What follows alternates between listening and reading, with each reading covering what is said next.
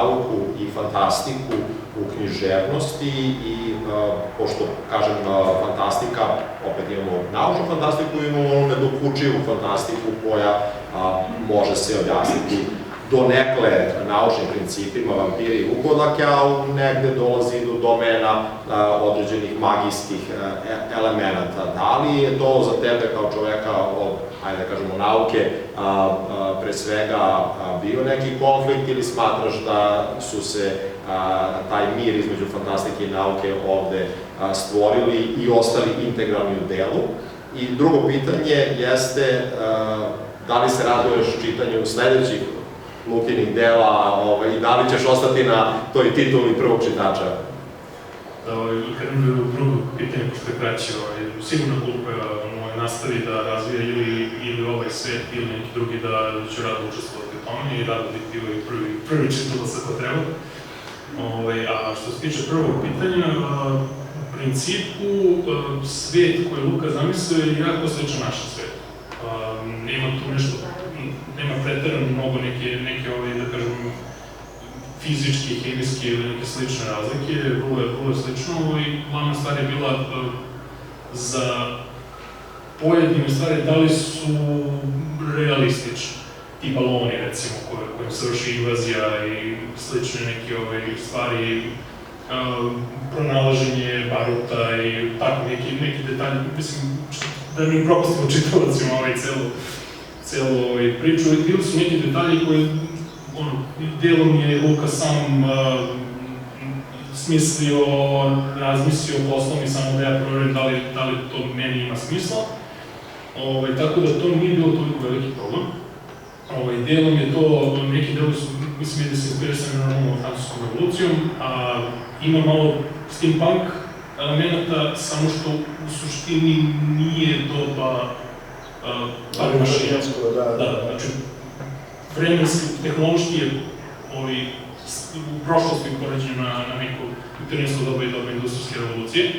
ali ima ti baloni, to je nešto vrlo specifično za steampunk žanr. Opet pojavio se neki klasični fantastični elementi kao što su vampiri, vukodlaci, mačkodlaci koji možda postoje, možda ne postoje i tako dalje. Mislim da je tu napravljen jako lep spoj. Iako su dva različita žanra fantastike, nekako su sjedinjene na vrlo lep način. Dosta je Luka ušao u sam život tih neljudi. Gde bi oni bili, kako bi oni funkcionisali, kako se oni integrišu sa društvom, da li su progonjeni, da li su prihvaćeni. Vrlo je, znači, ima i, da kažem, neko demografsko, političko, vrlo je kompleksna materija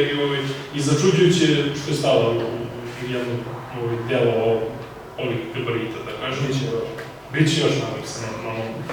Mi smo čak predložili da se, opet vidjet ćemo kako će biti, možda da se napravi neka propratni materijali uz to, možda neki društveni igre ili nešto slično, pošto stvarno ima dosta materijala na osnovu koga bi moglo da se uđe u daljnji razvoj koji nije čisto odličan. Tako da sve je to na Luki, on je i vlasnik intelektualne svojine i autor, ali što se mene tiče, jako je interesantan spoj dva žanra koje se retko viđe dalje. Da, to mi je drago i mislim da se to nadovezuje na tu neku ideju takozvanog slipstreama, odnosno mešanja žanrova koji je postao prilično popularan 80. i 90. godina prošlog veka i negde sada opet se malo vraćamo u neke zabrane pojedinačnih žanrova, ljudi nekako postaju, možda zvučiti previše grubo, ali fak idiote, znači čitam samo epsku fantastiku i to određeno kod vrstu i ne zanima me ništa drugo, čitam samo naučnu fantastiku, hard SF i ne zanima me ništa drugo, a upravo mislim da je ovakva književnost ona kakva nam treba i kakva pokazuje svu snagu kreacije stvaraoca koji u stvari ne mora da bude omeđen nekim uskim pravilima pojedinačnog žanra, već naprotiv stvara ono što mu padne na pamet i opet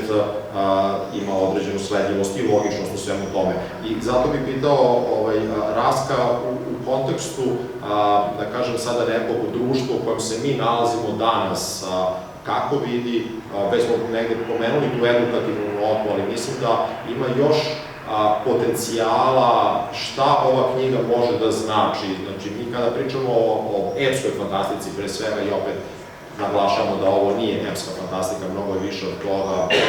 alternativna istorija i opet više i od toga.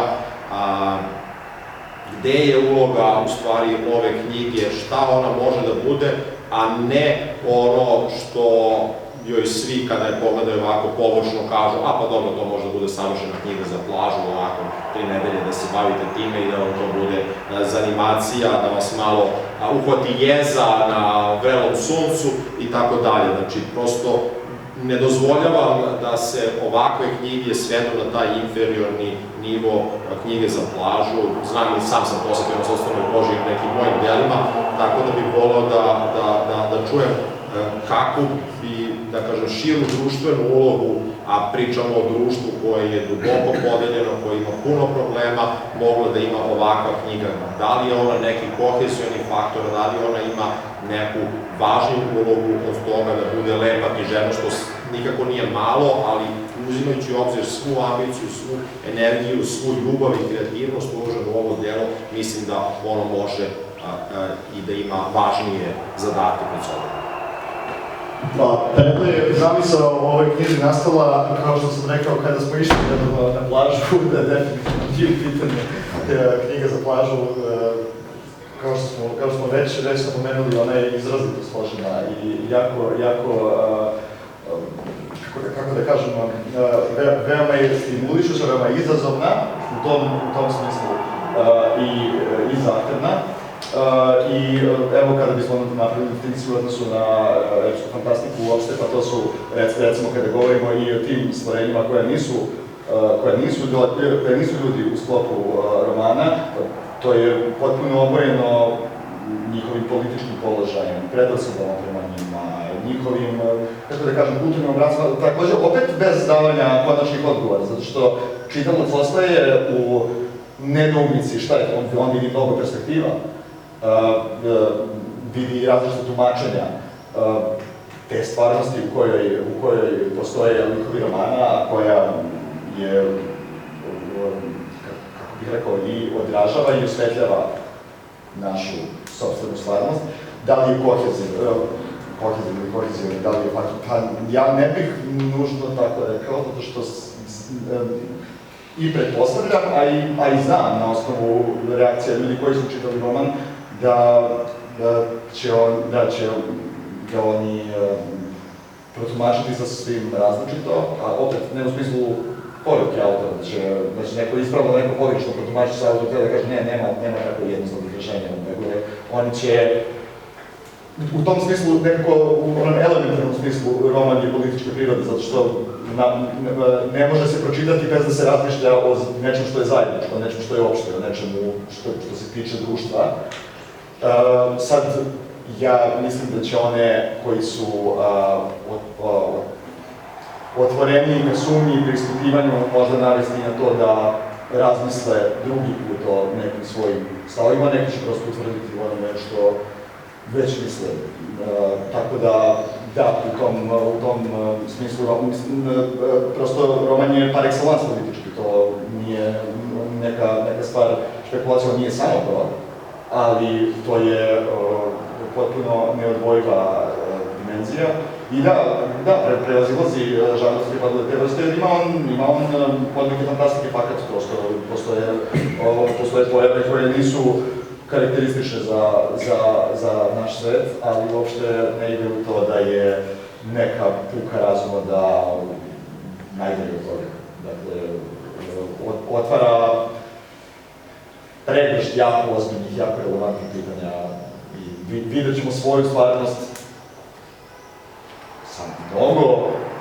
dodatnih drugih i potpuno originalnih elementa, ali vidjet ćemo svakako svoju stvarnost koju čitamo. Da, to mi je jako zanimljivo, jer mislim da je upravo to, možda na to sam aludirao sa ovim pitanjem, kažemo, angažovanosti ili dodatne vrednosti ovog romana, što nam on daje ipak odmah od stvarnosti u kojoj živimo, u kojoj se nalazimo,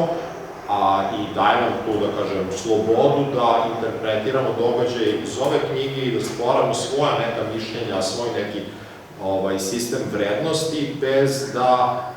budemo etiketirani da pripadamo određenoj političkoj, ideološkoj, verskoj ili bilo kakvoj drugoj opciji koja postoji u stvarnom svetu i onda igrajući se na neki način u stvari imamo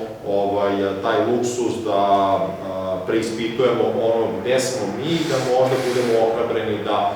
eventualno i promenimo nešto što nam je deo nasleđa, deo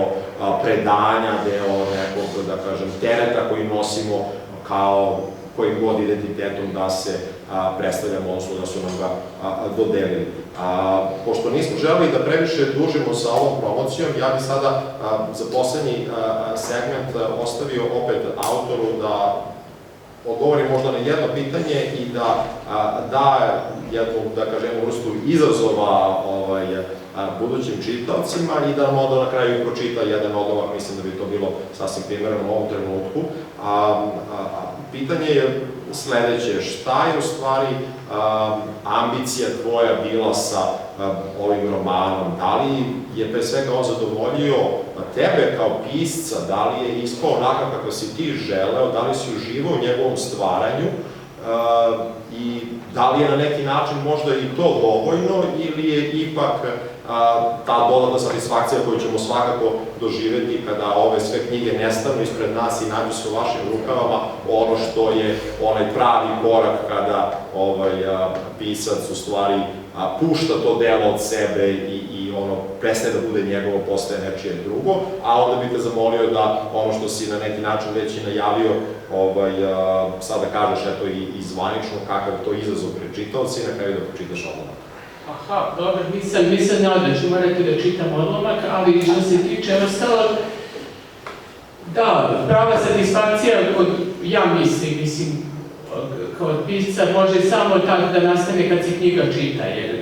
sama činjenica da je ona napisana i da ona sad postoji